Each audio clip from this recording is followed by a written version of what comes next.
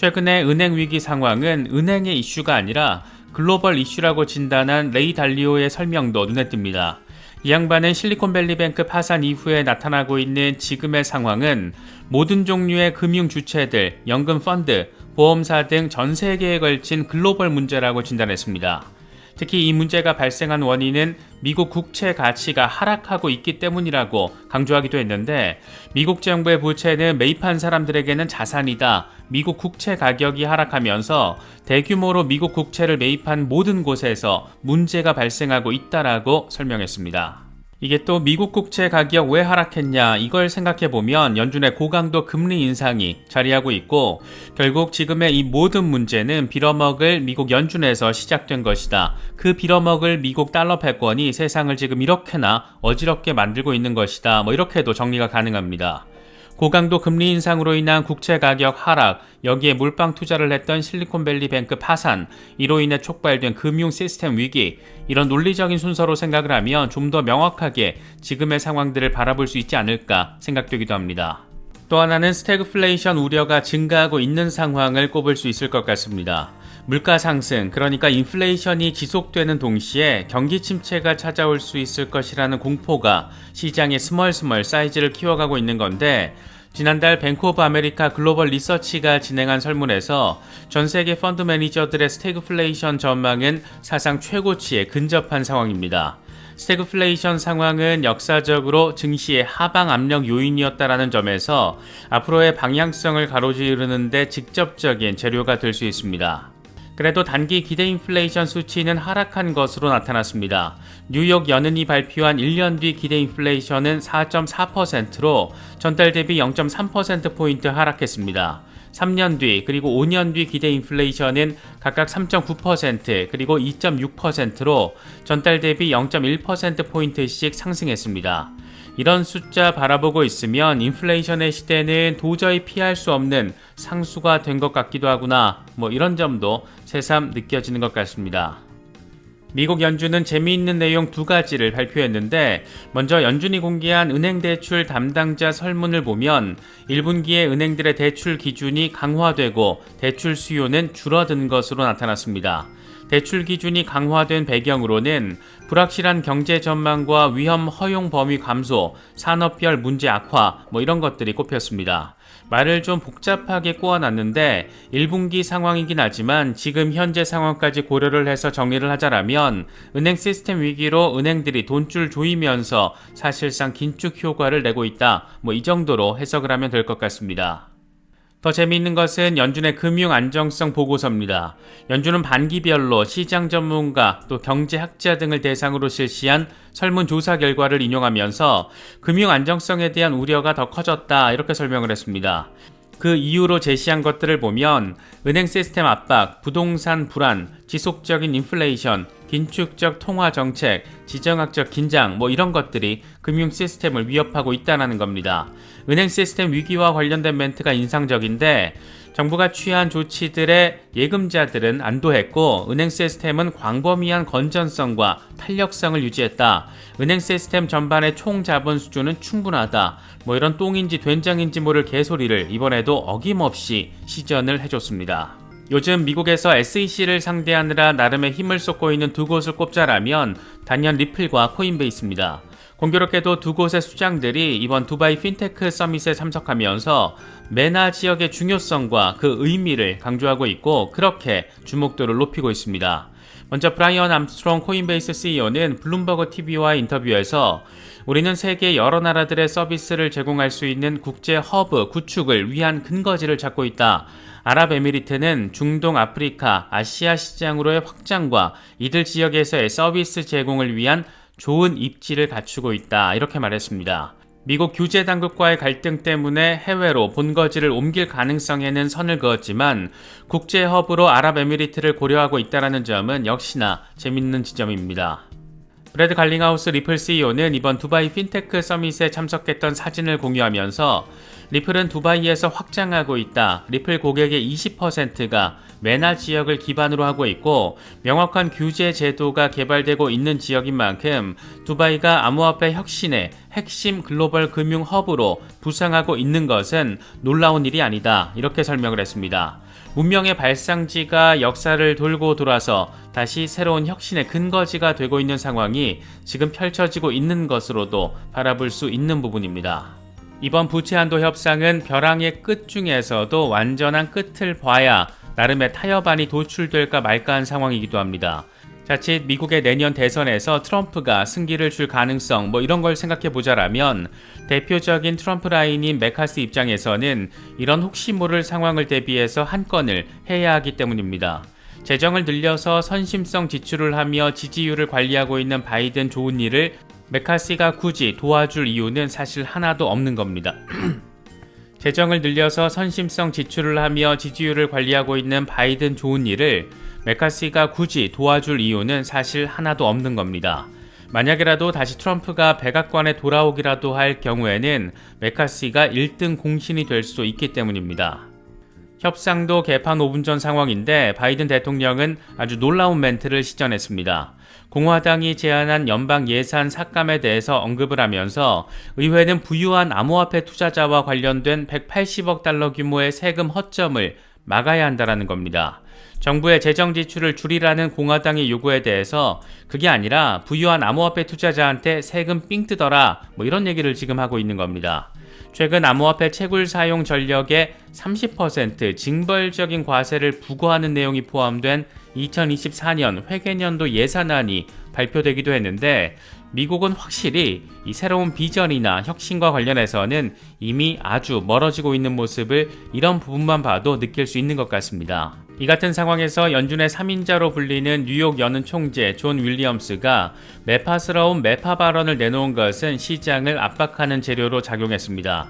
이 양반은 기준금리 인상이 끝났다라고 말하지 않았다. 데이터가 금리 인상을 중단할 정도로 받쳐주지 않으면 추가로 금리를 올릴 수 있다.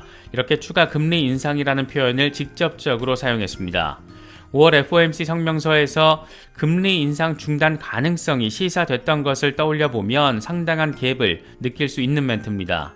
금리 이슈로 한 번 더 시장이 압박을 받을지 그 분위기는 어쨌든 이번 주에는 확인이 가능한 그런 상황입니다. 월가에서 전설적인 헤지펀드 매니저로 불리기도 하는 스탠리 드러켄밀러가 미국 경제의 거품을 경고한 것도 눈에 띕니다. 이 양반은 지난 10년 동안 이어진 파격적인 양적 완화와 제로금리가 자산시장에 대한 거품을 만들었다. 연준의 급격한 금리 인상으로 거품이 터지기 직전 단계까지 이르렀다. 이렇게 설명을 했습니다. 그러면서 미국 경제가 역사상 가장 큰 거품 붕괴의 마지막 단계에 있다라고 강조했는데 2008년 금융위기 당시 침체보다는 약하겠지만 연착륙을 기대하긴 어려울 것이라고 진단했습니다. 먼저 직접적으로 시세를 끌어내린 것은 미국 정부가 압류한 비트코인을 대거 매각했다라는 루머였습니다.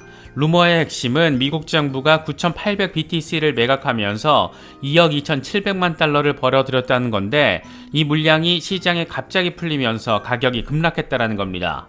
특히 미국 정부가 여전히 20만 BTC를 보유하고 있어서 장기적으로 비트코인 가격이 $10,000 수준으로 하락할 수 있다.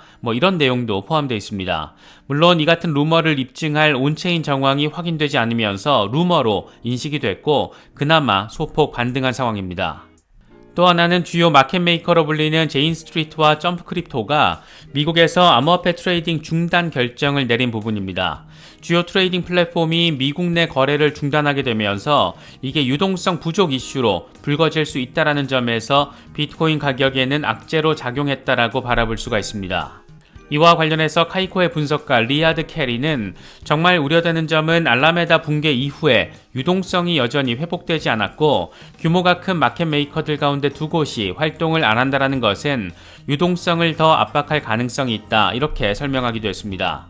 시장을 움직이기 위해서 어느 정도의 자본이 필요한지를 평가하고 이를 통해서 거래소의 유동성을 측정하는 지표로 활용되는 마켓 뎁스는 FTX 붕괴 이후에 50% 넘게 축소가 됐고 올해 들어서 암호화폐 가격 상승이 있었는데도 불구하고 여전히 회복되지 못하고 있는 것으로 전해지고 있습니다. 시장의 유동성이 줄어든다는 것은 가격 변동성이 커질 가능성이 높아진다는 점에서 어느 정도 우려스러운 부분이긴 합니다. 현재 비트코인의 흐름과 관련해 익명의 분석가 스탁머니 리잘드는 비트코인 4시간 차트를 기준으로 지금 비트코인이 중요한 분기점에 자리하고 있다는 점을 강조했습니다. 현재 대칭 삼각 패턴이 형성되고 있는데 저항 돌파 이후에 3만 달러 위로 반등할지 아니면 2만 5천 달러까지 후퇴할지 그 기로에 서 있다는 겁니다. 4시간 RSI 역시 강세 시그널 라인이 교차하고 있기 때문에 머지않아서 2만 9천 달러 리테스트가 결정될 것으로 그 여부가 결정될 것으로 보인다라고 설명했습니다. TA 트레이더 앨런의 경우에는 비트코인 월간 차트를 기준으로 CPI의 흐름과 비트코인의 가격 흐름의 상관관계를 분석했습니다. 함께 공유한 차트를 보면 역사적으로 비트코인이 CPI와 정확하게 역상관관계를 보였다는 점을 쉽게 확인할 수가 있는데, 다시 말해서 CPI가 높으면 비트코인 가격이 하락하고 CPI가 낮으면 비트코인이 반등한다라는 지극히 상식적인 부분이 꽤나 직관적으로 표현되어 있습니다. 어째나 저째나 CPI는 완화가 되긴 됐으니까 이제 반등 랠리가 나올 타이밍이다, 이런 얘기를 지금 하고 있는 겁니다. 금리도 금리지만 시장 주변을 감싸고 있는 여러 우려점을 고려하면 이제 관심사는 금리에서 침체로 옮겨가는 듯한 상황도 느낄 수가 있습니다. 먼저 부채 한도 협상은 정말이지 개판 5분 전이라는 표현도 아깝다는 생각이 들 정도로 엉망진창인 모습이 확인되고 있습니다. 12일로 예정됐던 바이든과 의회 지도부의 2차 회동은 다음 주로 미뤄졌고, 곳곳에서는 미국 디폴트에 대한 우려 멘트가 이어지고 있습니다. IMF의 경우에는 미국이 디폴트에 빠질 경우 전 세계 경제에 심각한 영향을 줄 것이라고 경고성 멘트를 제시했습니다. 대변인 브리핑을 통해서 밝힌 내용인데, 미국이 디폴트에 빠지면 차입 비용이 증가할 수 있다라며 이같이 말했습니다. 그러면서 미국은 금리 환경에 적응하는 과정에서 미국 지역은행에서 새로운 취약성이 발생할 수 있다라는 점에 주의를 기울여야 한다, 이런 말까지 곁들였습니다. 미국 내 은행 시스템 위기가 여차하면 글로벌 금융 위기로 확산될 가능성에 대해서 경고를 하고 있는 겁니다. JP모건의 제이미 다이먼 역시 한마디 곁들였는데, 미국의 디폴트 가능성에 대비해서 전시 상황실 워룸을 가동 중이라고 밝혔습니다. 이 양반은 블룸버그와의 인터뷰에서 미국의 디폴트는 전 세계 금융시장에 막대한 영향을 미친다, 이건 절대 일어나서는 안 되는 상황이다, 디폴트에 가까워질수록 전 세계 금융시장에 패닉이 발생할 것이다, 특히 주식시장과 채권시장에서 큰 혼란이 발생할 수 있다, 이렇게 설명을 했습니다. 이건 각국의 신용위기 가능성을 보여주는 CDS 스프레드 상황인데, 맨 위에 160을 넘긴 블랙 라인이 미국이고 녹색이 브라질, 파란색이 그리스, 분홍색이 멕시코입니다. 그러니까 지금 시장에서는 미국의 신용위기 가능성이 브라질, 그리스, 멕시코보다도 훨씬 엄청 많이 높다, 이렇게 평가를 하고 있는 겁니다. 세계 최강 미국의 지금 오늘의 현실입니다. IMF도 우려하고 있는 미국 은행 위기는 여전히 현재 진행형입니다. 퍼스트 리퍼블릭의 다음 타자로 거론되고 있는 팩웨스트의 경우에는 지난주에도 예금이 9.5% 준 것으로 나타나면서 뱅크런 양상이 확인됐습니다. 주가는 추가로 23%가 폭락했습니다. 은행 위기가 여전히 진행 중이고 상황이 악화할 수 있다는 점을 보여주고 있는 겁니다. 여기에 또 하나 잠재적인 리스크로 거론되고 있는 것은 미국 상업부동산 위기입니다. 미국 전체 오피스 공실률은 12%를 넘기면서 2000년 집계 시작 이후에 최고치를 찍었고, 뉴욕과 맨해튼 등 주요 대도시에서는 이미 20에서 30%를 넘긴 그런 상황도 포착되고 있습니다. 골 때리는 부분은 이게 또 은행 위기로 옮겨붙을 수 있다는 건데, 지난해 말 상업용 부동산 대출 규모는 5조 6천억 달러, 이 가운데 은행 비중이 50.6%, 여기서 중소은행은 67.3%로 나타났습니다. 절반이 은행인데 이 중 절반 이상이 중소형 은행이라는 것, 근데 내년까지 도래하는 대출 만기 규모는 1조 달러를 넘는다라는 것. 그런데 만약 지금처럼 공실률 악화 상황이 이어져서 대출 상환이 제대로 이어지지 못할 경우에, 이런 상황에서 만기 도래 때 최근의 고금리 상황이 반영된다라면 대출 받은 사람은 이자 부담이 더 커지고 부동산 가치가 떨어지면 대출 여력 자체가 축소될 수도 있습니다. 진짜 심각한 상황은 이런 겁니다. 최근 은행 위기로 인해서 은행들이 대출 자체를 엄격하게 심사하고 있고, 만약 대출을 줄이거나 안 해줄 경우에는 오피스 빌딩의 강제 매각 또는 가치 급락, 이건 돈을 빌려줬던 은행에 고스란히 부메랑으로 되돌아올 수가 있고, 그렇게 은행 몇 개 또다시 무너질 경우에 상업용 부동산 침체에 은행 파산 이슈에 여기에 경기 침체 이슈까지 아주 그냥 난리개판 5분 전 상황이 현실이 될 수도 있기 때문에 지금의 상업용 부동산 이슈가 우려점으로 지목되고 있다, 이렇게 정리할 수가 있습니다. 물론 오피스 빌딩을 제외한 나머지 상업용 부동산 지표는 여전히 견고하기 때문에 이 위기가 현실화하더라도 상업용 부동산 시장 전체로 퍼질 가능성은 제한적이다, 이런 분석도 함께 나오고 있는 그런 상황입니다. 세계 최강이라고 불려왔던 미국의 경제 상황이 이 모양 이 꼴을 보여주고 있는 가운데 비트코인 역시 별다른 힘을 받지 못하고 있습니다. 비트코인은 27,000달러 지지의 어려움을 확인하면서 이대로 25,000달러 리테스트를 한 번 더 단행할지 아니면 지금 구간에서 지지 확인을 한 뒤에 30,000달러 돌파 테스트를 할지 꽤 예민한 구간에 자리하고 있는 상태입니다. 공포 탐욕 지수는 하루 전보다 3포인트 빠진 49를 기록하면서 여전히 중립 단계가 이어지고 있습니다. 비트코인 도미넌스 역시 48% 전후에서 오르내리고 있는 상황이 이어지고 있습니다. 현재 비트코인의 흐름과 관련해서 분석가 마이클 반데포페는 비트코인이 다시 박스권 저점으로 되돌아갔고 이건 잠재적인 매수 진입 구간일 수 있다. 26,500달러까지 하락한 뒤에 26,800달러를 회복하는 모습을 보이면 이 구간이 롱 잡기 괜찮은 트리거가 될 수 있다. 이렇게 분석을 하기도 했습니다. 머스타시의 경우에는 주위 많은 사람들이 25,000달러를 기다리고 있는 걸 볼 수가 있는데 이런 리테스트를 바라볼 수 있다라면 이것도 논리적이라고 할 수는 있다. 하지만 27,000달러 위를 유지해 준다라면 비트코인은 추가 후퇴 대신 30,000달러 돌파를 먼저 해줄 것으로 나는 예상하고 있다. 이렇게 추가 반등 가능성에 무게를 싣기도 했습니다. 지금 딱 27,000달러 전후에 자리를 하고 있으니까 굉장히 예민한 구간이라는 점을 느낄 수 있는 그런 멘트라고도 할 수 있을 것 같습니다. 저희 채널과 파트너십을 맺고 있는 디센트 월렛이 이번에 하바 네트워크와 연동되면서 이벤트를 진행하고 있다고 합니다. 5월 25일까지 디센트 월렛을 구매하실 경우에 하바 코인 500개를 선물로 증정한다고 합니다.